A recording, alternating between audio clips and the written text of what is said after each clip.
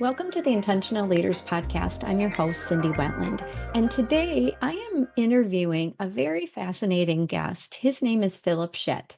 He is managing a company, a consulting company based in both Berlin and San Francisco, and he is an OKR expert.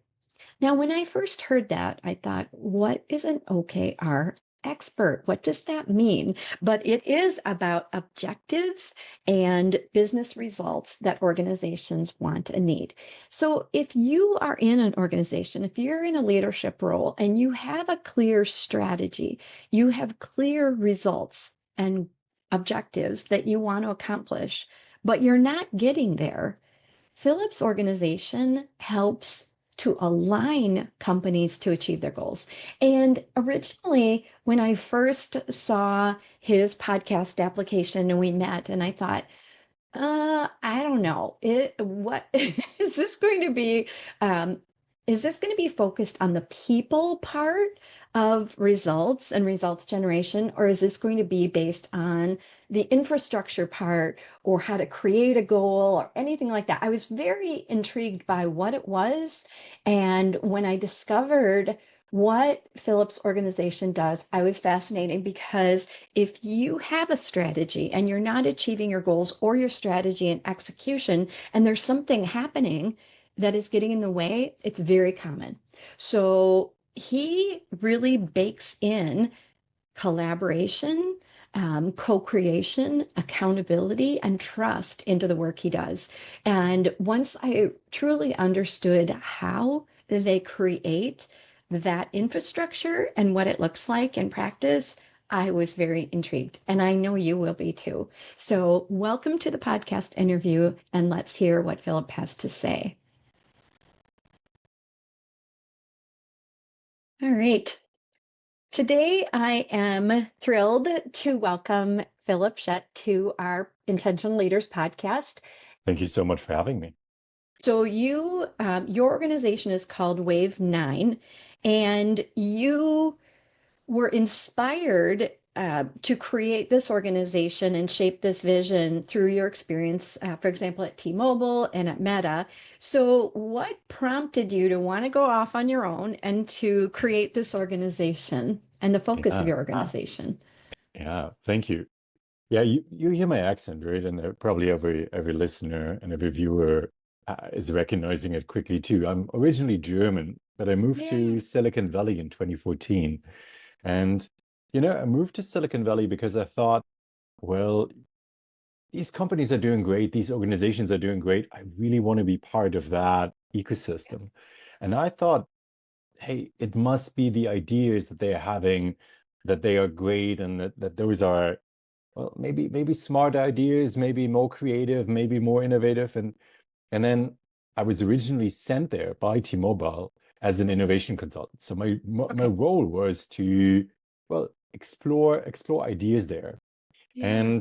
And I quickly realized that, I mean, there's a saying, an idea is a dime a dozen. Right? Ideas are a dime a dozen, and Sure. really, I found that out myself. So it wasn't that the ideas were so much different, but it was the ability to execute of those organizations that was vastly different than in Germany. Well, or in Europe in generally. In Germany, Yeah. we might have had, I don't know, 15 alignment meetings and Yes. 15 conversations, and in the US, well, things got done. And so, and that's of course a bit of an oversimplification, but I really found that there's a material difference there in Yeah. terms of how organizations are driving with velocity, are driving with urgency, and a strong bias to action. And then I Yeah. found that ability to execute isn't just, it's not like, it's not a gift from God. Yeah. It's a process, and it's based in methodologies, and it's based in, well, common understanding of organizations, of how to drive a system like that. And so, Yeah. yeah, and that's how I discovered OKRs, objectives and key results, as one of the methodologies that we introduce at clients. And I met Deidre Packnett, the founder of Workboard, of one Oh. of the leading OKR platforms, and she was one of the persons people that I met, who had a huge impact on me personally, but also a huge impact on me professionally, because she is really driving with a lot of urgency and a lot of energy. And I saw that she's onto something, and she was teaching me about OKRs, and then one thing led to the other, and eventually we decided that yeah, we want to do this ourselves, and we Sure. want to do this just focused on OKRs at Yeah. at at Microsoft and at Meta, at T-Mobile. I was still doing many other things as well, which Yeah. is normal in a corporate role, right? You wear Of many course. hats. And I wanted to really only focus on this one thing and become really good at it. Yeah. It's so interesting because when you say, I went from Germany to the States, to Silicon Valley, and of course, my heritage is German, and I think, hey, Germans, we are known for being efficient and effective, for doing things in a disciplined way. So my heritage is a little bit like, oh, how did we not know how to do that as a people? You know, I like to now say that I combine German precision with Ah, American speed and okay. American optimism, American energy, and I like to combine those two, right? You can benefit from both. Yes, yes. That, okay. That makes my heart feel better. All right. So when you look at this whole OKR focus for you, what what was your aha moment where you thought this has to be more hands-on? Like people have to learn how to do this in a more practical way, in a more hands-on way, in a more scalable way. And what really led you to understand that? You know, there were several aha moments, honestly, and I probably still have those aha moments that lead to improvements in our program every now and then. But the first one was when I discovered that organizations were going through the motions Yeah. of implementing OKRs, Re- but weren't sorry for the little visual here. Um, so they were going through the motions of implementing OKRs, but they weren't seeing the benefits. So organizations were seeing OKRs somewhere and were trying to basically take it as almost as from a recipe book, implementing the motions and implementing OKRs, but not really changing anything in the organization, not really seeing benefits in the organization. And that's painful because you have all the pain of changing something and of learning something new, but you don't really see the benefit. Yeah. And that's when I realized, okay, it's not about being dogmatic about OKRs. It's not about the syntax or how you write your goals. It is about some underlying principles. And those Okay. underlying principles were relatively poorly understood and therefore very often poorly implemented. And so Yes. that's really how we got started as an organization. Not trying to teach people how to write their goals Yeah. better, right? But trying to, well, help them execute against those goals better, and to Yeah. make sure that those goals aren't like just there for goals sake, but are Sure. actually changing behaviors in an organization. And so that was Yes. an aha moment. And the second big aha moment that we need a bit more scalable and more hands-on approach was it was 2017, 2018, 2019, before COVID, when I was flying. I was a premier at Hmm. Southwest, and at the same time, like I was a premier 1K Yes. at United, and also a premier at Southwest, Yes.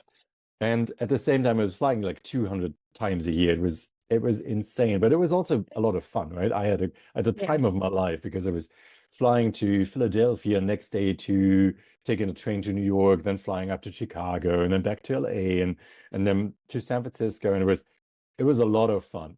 And we did all those workshops with leadership teams implementing Yeah. OKRs, and then we were pretty much focused on implementing OKRs at a leadership level. because honestly, that's when it makes sense to fly in a consultant right from far away and for the Right. leadership team, and that's when when it typically makes sense to have those resources.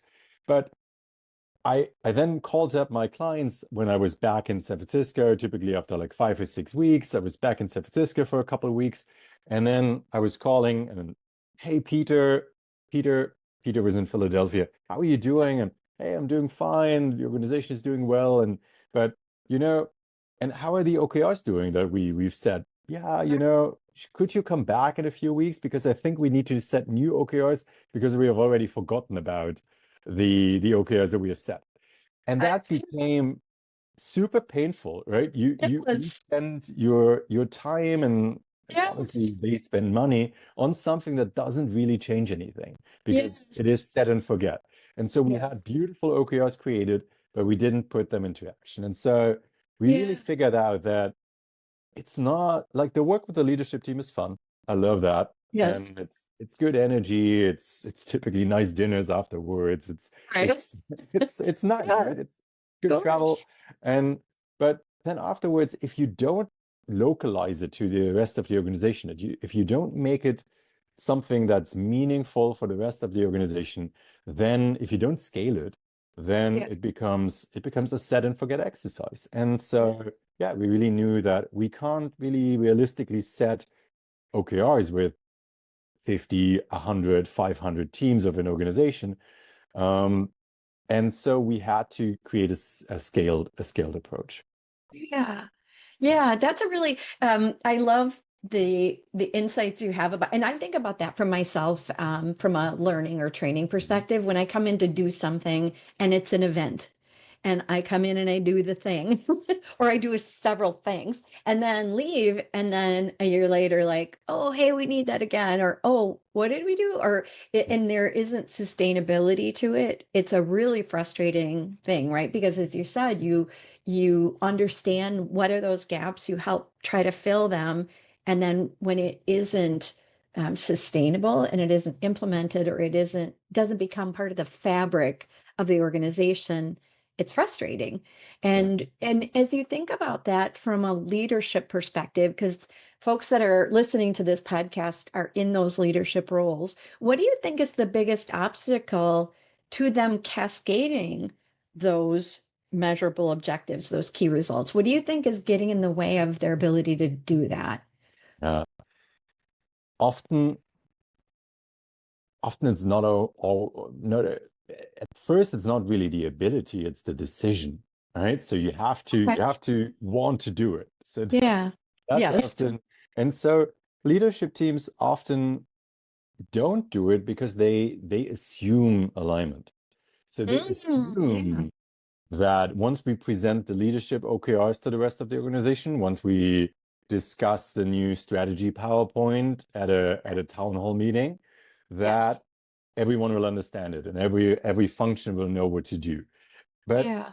in reality, we all know that that's not necessarily the case. You have Yeah. your annual town hall, and honestly, like I've been part of those Of for course. very long, and then and you want to listen to the CEO and their strategy presentation and the CEO and the chief strategy officer, but well, it's Friday, it's 5 p.m. and all Right. you want is that barbecue outside and Yes. maybe a fresh beverage. And I don't blame anyone. So you have to understand that that's just not enough to Yeah. create alignment. But yeah, again, often it's assumed alignment. But then when you want to do it, then it's often that the in-house capabilities are a bit lacking because Yeah. you like who's going to lead such an effort, right? It is Yeah. every function is already really, really busy, Yeah. and Yeah. there's there are very few people that in modern organizations that are working cross-functionally. So Sure. marketing is working in marketing, sales is working in Yeah. sales. But to really do that alignment, you need someone that works cross-functionally. So chief of staff, that role has become more popular, especially in Yes. the US, but it also become more popular in Europe. And that is a role that can now lead such an effort and is Sure. really in a good position typically because they are Yeah. by nature cross-functional. And Yeah. so, but very often organizations don't have someone like that, Mhm. or don't know how to scale it themselves. Because Yeah. if you have one chief of staff for a 500 people organization, they have the same problem that we would have. They can't do all those workshops. So Sure. you basically need an approach that, yeah, that scales that. And typically we work with OKR champions across the organization. So we train people in, it's a trainer approach almost, Yes, yes. where Excellent. we we work with those, and then they teach others. And so it's, yeah, it's things like that are required, that, yeah, m many organizations don't have. Yeah. Oh, I love that explanation. And I think you're right. There are a lot of assumptions made that when we communicate something, everyone's like gonna one understand it. Two, well, two one be paying attention, as you said, being fully present, understanding it, absorbing it. Two, know what to do with it. And then three, when they run into an obstacle, as you said, a lot of organizations that I'm working with, um, I focus a lot on collaboration. I'm teaching a class about that this afternoon, how to collaborate and that cross-functional collaboration. I think people have to learn how to do that as a practice, and leaders have to lead the ability to do that. And there's a lot of skills and practices that help to foster that, but we don't just know how to do it. So I think, as you said, how do we increase the in-house capability to lead that kind of change, to lead that kind of collaboration around a specific set of goals or objectives is And you, important. And I definitely see those disconnects. yeah, and you know, I still, after 10 years, love doing what I'm doing, even though, of course, it sometimes becomes repetitive, and sometimes Of course. you're doing a thing that, well, I'm always like, nowadays I don't travel as I don't love to Much. travel as much anymore as I used to, but I still do it. But I still love what I'm doing and what we are doing for. And one of the main reasons for that is that the transparency that OKRs bring, right? Everyone sees Yeah. everyone else's OKRs and every other team. And then you're setting sometimes OKRs together. And that Yeah. really is an accelerator for trust, right? If Yes. Yeah. Because if you, like, where does mistrust come from? It typically comes from not understanding each other and often not communicating with each other. Yeah. So, and that happens in relationships, that happens in society, that happens in organizations. And so if I see which goals you're working toward, and what's working well and what's maybe where you're struggling, it is an accelerant for trust. It is a often a prerequisite for trust. And I think that's something that I love about our work. Sure. Yeah. Well, and in the work I do around collaboration and conflict, alignment of goals is one of six conflicts that I frequently talk about in organizations. That, okay, I'm in marketing, I'm supposed to be selling and marketing, and over here I'm on the operational side and I have to execute, and I can't do it because you're bringing me too much, or whatever that is, creating that conflict because we don't have a shared goal or a shared vision of what we're supposed to be doing together. So I think that is so significant. And as you said, tying it back to trust, that we see what we're all working towards and we can move towards it. Because when you and I talked initially, one of the things we talked about is trust and accountability. And part of that, to me, almost like on the surface, you could think of teamwork and collaboration isn't about goals and measures. Like that takes the humanness out of it.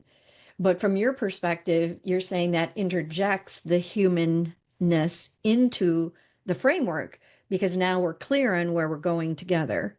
And that is going to create that trust. So it's almost, does that make sense? It was squishy in my head because I thought, you know, I understand the importance of goals and understanding results, but then when does that become less human?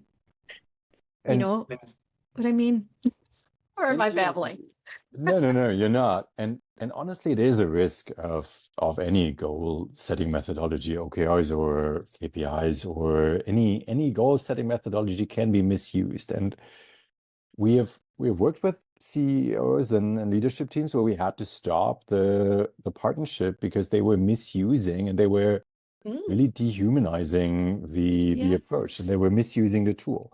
It can happen because if you are, let me give you the example. I was flying to rural Illinois, like 45 Yes. minutes west of Chicago. And it was an organization, and our approach of, well, setting goals requires the people that those goals are for are participating in the process. So you're Yes. not setting goals for Right. someone. It sounds almost ridiculous, right? But Yeah. hey, in many organizations, goals are still set for people, and Yes. that can be easily dehumanizing. So we were traveling to that organization, and the leadership team of 7, and you can roughly imagine how diverse that leadership group was asking me to basically write down OKRs with them for 300 people. Wow. And basically at the end of the weekend, we were supposed to have like every one of the organizations, everyone's goals. And that is not an so I mean I give it to them that is a very efficient approach. Like it Yes. is very, Yeah. it's less time consuming. Uh, Yes.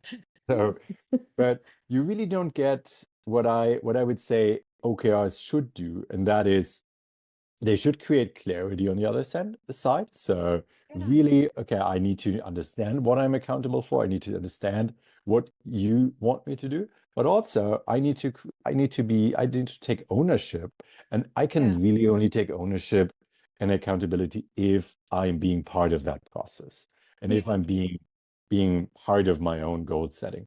And so, yeah, we couldn't really. That was one of the weirdest weekends of my life, honestly, because I basically had to walk out and give the money Yeah. back because it was not something that I was comfortable doing and Yeah. and putting our brand behind and my name. And so Yes. again, it's goal setting has risks, absolutely, and has pitfalls and can be misused. Um, Yes. but being used right, I think it can be unifying. It can Yes. be it can be create a lot of clarity, and it can also create a lot of freedom because if you're working without goals, then or without metrics, you and then it becomes busy, or then it doesn't work as you want. Leaders that I've worked with often tend to micromanage, and then they manage on Mm. a task level. Yes. And so, Yes. and that's dangerous itself, right? As well. And so you are introducing goals so that I trust you to deliver on that outcome, and not so that I don't have to micromanage you on the way to get there. Yeah.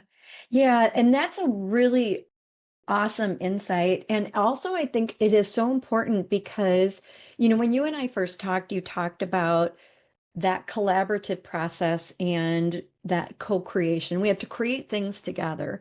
And if we create things together and it's transparent and we're aligned, it creates that accountability. And if there's accountability, I am trusting someone to do what they need to do. I'm not micromanaging them. I'm not getting involved in their stuff. And I think a lot of managers get involved in people's tasks and stuff because that's what they've done or that's how they were managed. And so now Yeah. what are they supposed to be doing differently? But then they're so frustrated because they can't hold people accountable to the results, but they're micromanaging the tasks.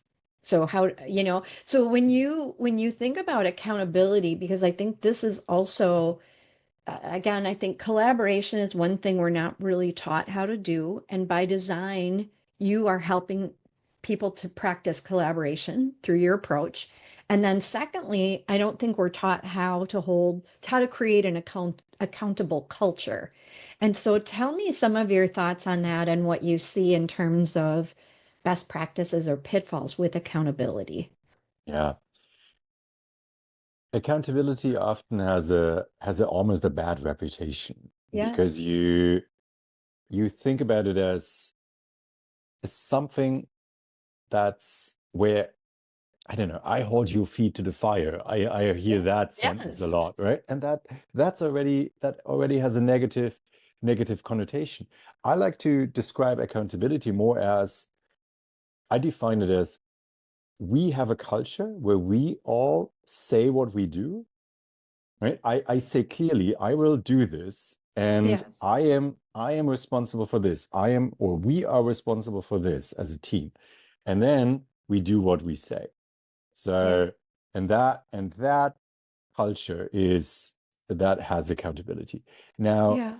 I like to model that almost from like a sports team. Let's imagine a soccer team, right? It Yeah. is clear that I have this position in the organization. I'm a defender, I play midfield, I'm offensive, but that doesn't mean that I'm just playing offense, right? That Yeah. also means, yes, I'm accountable for scoring goals, but I have to run back sometimes. And so that's Yeah. the culture that we want to introduce in an organization. And that requires trust again. I Yeah. mean, trust really is, without trust, this is extremely difficult because it requires us to have and learn conversations, and so Yeah. and learn hard conversations. And the way we try and move organizations along that curve is, we start easy. So Mhm. we even start positive. So in a in a weekly in a weekly team meeting, typically on Fridays, that is something that we call celebrate Friday celebrate. So we call it Monday calibrate, when we talk about, okay, what do we want to achieve this week? What needs to be done? And then Friday we celebrate. And so, Yes.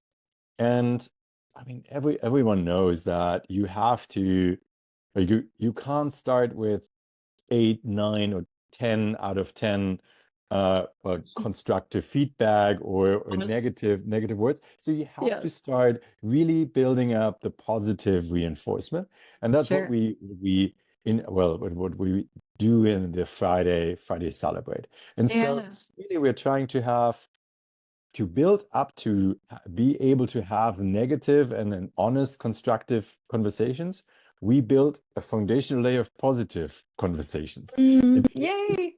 it is counterintuitive, maybe, but it is often required, because otherwise, like, if you start having these hard conversations in your organization without that layer, like, Yeah. you destroy trust, and you destroy the ability to collaborate, and the ability to often take accountability. So again, we Yes. take that positive layer, and then Yeah. we work with managers to then start having those harder conversations in their Mm. one-on-ones. So Yeah. worst case, and I've seen it too often, is you have a leader calling out someone Yeah. in a team meeting, and giving them a hard time, or holding their feet to the fire in public, right? Embarrassing them, shaming them. Yes, and surprisingly, that's not really helpful, Yeah, right? weird. So I know, and it's, yeah, that's again, that's a little step to Yeah. having, introducing a culture of accountability. Yeah. I think that's I just love the way you're describing the work that you do, Phil, because when I first saw like here's your company, here's what you do, I'm like, okay, goals and results. Like, okay, that sounds really fun. And then but I didn't get it that you're not really like helping people just to develop the goals, the key results that they want. You're helping them create a culture and an infrastructure to for alignment, for collaboration, for accountability, and so many of those very elusive practices that I think again we aren't taught to do. We're expected to do them, like we're expected to collaborate and co-create and do all these things and trust each other, but without the practices and without the practical knowledge or capability to do that and the confidence to do it and do it well, there's lots of gaps. I And I I agree, and I if and it starts early, right? Okay, this is probably a bit outside of our topic area, but even we have never learned this, right? It's in school or in university. I've learned biology and Yes. history and then in Algebra. yeah, Oh, super yes, fun.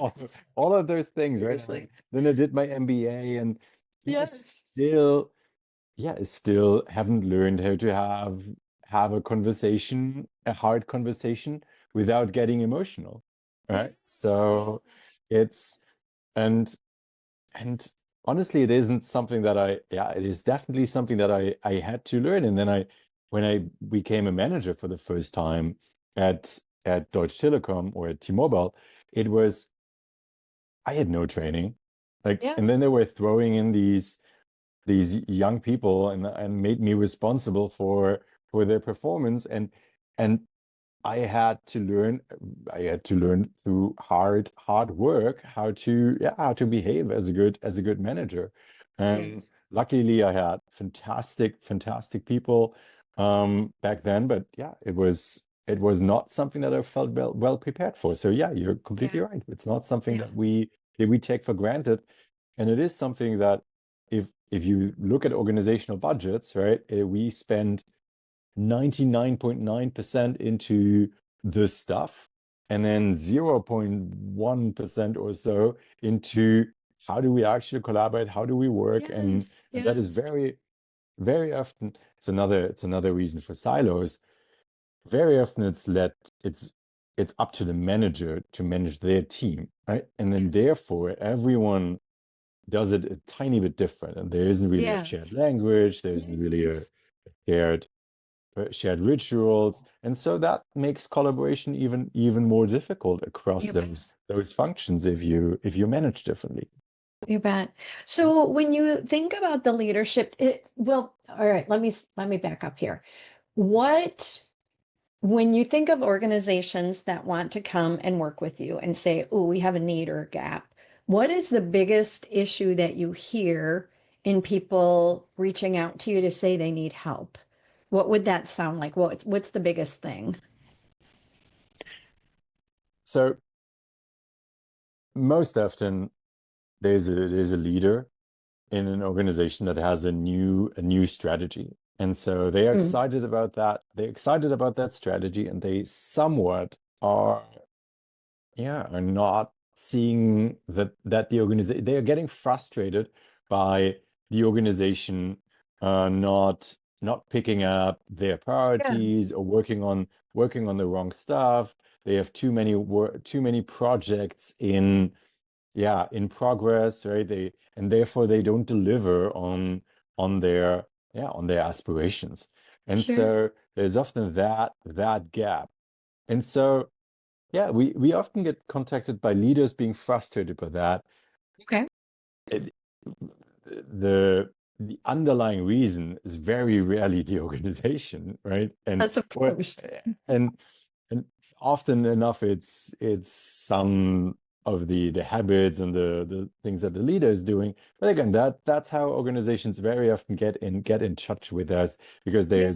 there's a gap between yeah, there's a gap between the aspiration Yes. and the reality in the organization. It's often honestly frustrating to work in organizations like that because Of they course. have not yeah they have a growth drag, right? They don't they are having a hard time and very often or they are growing but then sometimes they are outgrowing their management systems and they Yeah. need to install more mature systems. So it Yeah. varies a bit, but yeah, there's some of those common themes. Yeah, okay. And you mentioned to me previously that it could be people that are stuck in their ways around, those practices, or they're not, and I think some of that they're not able to, I guess, cascade the strategy, understand how to do that, how to create the kind of environment that will foster the execution of the strategy. Well, and the understanding and the embracing of it, and then what am I supposed to do with this? So Yeah. I think that's really cool, the work you're doing. And it's you mentioned to me that about a third of the clients that you serve are nonprofit organizations. Is that correct? Yes, yes, and I would love if that share even grows because it's Yeah. something, I've just the challenges of nonprofits is something that I think we're really well positioned to solve. And I love working with those nonprofits because they are often working on great missions. They are Yes, yes, really helping to improve society, and very often yes. those causes are something that I'm very, very interested in. And so Yeah. very often they have a lot of energy, they have a lot Yes. of passion, and they don't necessarily have the mature management models and mature Yes. leadership models to really make sure that every every bit of resources being spent and every bit of dollar is spent in the right way. Yeah, yeah, yeah. I think it's probably incredibly rewarding to see that. When you're passionate about that mission and you know that this organization is created to make an impact and they're not. And that passion and energy can create a lot of low morale. Like, okay, we're not making a difference here. We're not doing the things we want, or that level of frustration is probably very emotional because people are very passionate or they wouldn't be doing the work that they're doing. So to be able to help them to understand how to create that and give them the tools and the practices has got to be really rewarding, I would think. It is, yes. So, when you think about you stepping back and thinking about your leadership, you've had a really amazing career. You've started this global organization. What are some of the things, your leadership practices that help you stay aligned, stay effective, personally, while leading a global consultancy organization? Yeah, I think it's three main things. So the most important piece is probably our weekly team meeting. And Mm. and that sounds very, very basic and very fundamental, but I know I'm always surprised that leaders tell me, "Oh yeah, we have a monthly leadership team meeting," and I'm like, how do you like no surprise you're misaligned. The stuff Yeah. that happens in 1 month, that's a very long time to Yes. not see each other and not meet. So we have a weekly team meeting. It's typically Monday morning San Francisco time, and then that really helps us to make sure that everyone is energized, but also everyone is Mm. absolutely clear on this is what do we want to do, what do we want to do this week. Yeah. Then I think the second key thing is are those quarterly resets. So Yes. every quarter we're taking the time to set new OKRs, and Mm. and just make sure that we're still on track and on course and prioritize. And the quarterly rhythm is something that I also love. The transparency piece is something that I love. The quarterly rhythm is also something that I love because it is almost, I feel it's almost impossible to say, oh yeah, this is not a priority this year, right? If you're setting Yes. if you're Yeah. setting goals, it's super Yes. difficult to say, yeah, no, let's not tackle this year. We will get to it next year. That's Yeah. so tough. But if you do it for a quarter, like, okay, let's not do it in July, let's do it in September, right? That becomes more feasible. And so Yes. that it's still a long time, it's still not easy, but that is a prerequisite very often for focus. And so Yes. that's why we do it in quarterly. And then the last one is like the weekly celebration. It's it's important for our culture. It's important for our progress. And Yeah. as as probably almost every entrepreneur, I live from momentum, right? If I Yeah. if Yes. I see momentum, then hey, let's go. But and that requires, or very often that requires us to celebrate the smaller steps, because there isn't a Yeah. big win every week, like not, Yeah. but there is something to celebrate, and that Sure. creates momentum. What does that look like, Philip, when you think about a celebration? Yeah. A lot of people It's- would think, okay, that's not, that's not worth our time or energy, or we can't afford that time or energy, or whatever it might be. What does it look like for you? It can be super small, like a message, like a Slack message in our shared channel, or a video message, right? Or a Mm, little gift to someone in the team, or yeah. hey, or in our if we have a team meeting on Friday, then we cheers to each other. It can be something really, Yeah. really small, or like shouting out to someone that did great work this week. So Yeah. it's really, it can be it can be little things, and it doesn't necessarily need to cost money, right? Yeah. Yeah. Of course, if you want to invest, a fantastic place to invest, but Right. Of it course. really, look, it's if you work for a company for some time, right? Then and then you're coming on Monday, and then you're leaving on Friday, and no one ever recognizes the work that you're doing, Yeah. and the results you're achieving, then that becomes sad, right? That becomes a sad place. And so it's just something that doesn't require a ton of effort, but it is something that I would compare to brushing your teeth, right? Yes. If you brush your teeth only once a year, you can do it for half an hour. It probably won't matter. So Right. rather do it very regularly. And so that's the same with recognition. Like, you don't want to just recognize someone's work and someone's achievements in February before bonus day. You want to Yes. achieve it, you want to recognize it much more frequently. Yes, yes, that's fantastic. And I think what is so essential about what you just said, because a lot of people, it isn't for you, those meetings, like if I'm saying I meet once a month and that's fine, why do I need to meet more? But you're not talking about the quantity of meetings and the frequency of meetings per se. You're talking about the quality of the meetings and what are discussed at the meetings. So it isn't just like, let's meet weekly to meet weekly and everyone hangs out like, well, but it's a very focused approach on, you said clear and energized. So we're going to be clear and energized for the week. And then at the end of the week, we're going to focus on what we accomplished together. So it's not just about how often we meet or doing that. It's about what we're doing as an outcome of the meeting. And I think that's a really essential point. Not just Yeah, how. and I rather have a 15-minute meeting and that every week, just to make sure, okay, there's an agenda, there are a couple of items prepared, and we can do a lot of that work async as well. But at least we are clear, and everyone Yes. says they are clear, right? It's Yes. not, again, it's not assumed that Yes. everyone's clear, but I get a thumbs up. Okay, everyone's Yeah. clear on what the priority is for this week. And so Exactly. that's important. And yes, you the devil is in the detail again.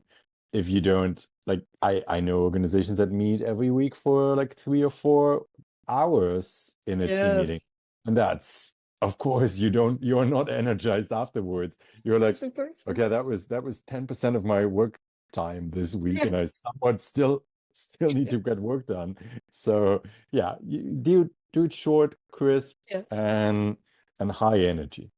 Yeah, I love that. And by doing that, again, I just want to call this out because I think you're doing this by through how you're meeting with people and what you're meeting with people about is you're baking in accountability, because accountability is not just I didn't get something done, but it's what I did get done, and celebrating those results, celebrating the wins. And I think that's why accountability has such a bad rap, because we associate it with the things we didn't do as opposed to what did we do. And that Yeah. is accountability. It's what I'm answerable to both, and we get to celebrate both, and that feels good. And it's just being baked into our week and our culture and how we interact. And I think that's pretty cool. Yeah. I love that. All right, so my last question to you is really about um, advice giving. And I know as consultants, we don't always like to tell people advice, to help them find it within themselves. But for the purposes of this, if you think about navigating those executional challenges that probably everybody's experiencing these days, because change is happening so rapidly, business practices. It's just tough, right, to lead right now. So, what would be a piece of advice you would give to leaders right now who are navigating those executional challenges? What would you tell them? Don't assume. Mm, Generally, don't assume that you're good at this. Don't assume that your team understands everything. Don't understand that, or don't assume that movement and busyness is actual progress, right? So mm, that's an assumption many have, and that's often wrong. Don't assume that someone who is engaged in a team meeting completely understands it, right? yeah. Verify, assume but verify, and that doesn't mean that you micromanage. It rather assumes Yes. it rather means that you ask some questions, and that you know the it might be military communication style, but hey, I say this and then you repeat it and then I repeat it because Yes. we make sure that we understood each other, right? Yeah. That's again, that's not assuming that you understood it, but that's verifying that you understood it. And so that's that's my general execution advice. Don't assume don't assume that there just because there's movement that there's progress. Just don't assume that just because everyone's smiling that there's actual energy and that there's actual clarity. And so Yes. those are just some of the assumptions that can be dangerous. Yeah, absolutely. Well, I appreciate you sharing that because I'm sure you've seen a lot of the pitfalls that, again, are preventing people from achieving the results and the goals and the vision and the culture that they want. So, Yes. this has just been a delight. I appreciate you taking time out of your schedule to have this conversation, the second round of conversation with me to really understand what you're doing, but to help the audience understand how you can help organizations. So what I'm hearing is people, again, you're not focused on how to create the objectives, how to create the results. You're helping organizations, yes, do that well, but it's really about the execution of it. It's about the culture, it's about collaboration, it's about accountability, it's about trust, and it's about creating the management practices to ensure that you're reaching those goals. Yeah, Correct statement. 100%. 100%.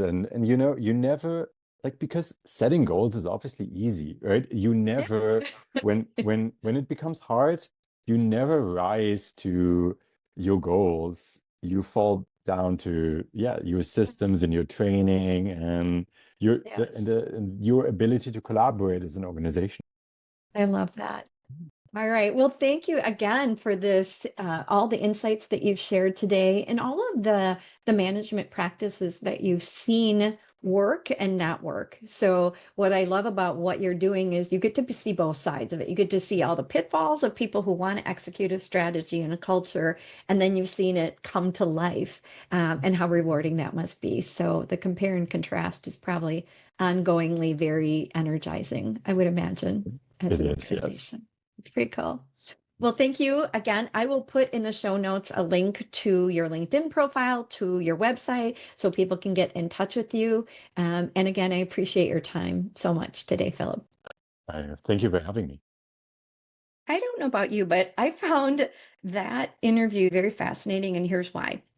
I get so many requests to help train on conflict, difficult conversations, helping managers to focus on higher level strategy or cross functional teams, leading cross functional teams, all of the things that organizations are struggling with that I hear from a training perspective is part of what Philip's organization does to tie and connect and cascade goals and results and objectives to the practices that bring it all together. So there's consulting around that to create the kind of organization that most of us want and desire. But there may be things that are getting in the way of us achieving those results. And that's what I love about the work he does. I see it very aligned with what I see in organizations in terms of where they're getting stuck. So Um, Please reach out with any questions or comments you have about this podcast, about the podcast interview, and check out the resources that Philip has on his website and get to know him on his LinkedIn profile because I bet he can add some value or insights to the work that you're doing, how you're leading, and achieving those results intentionally.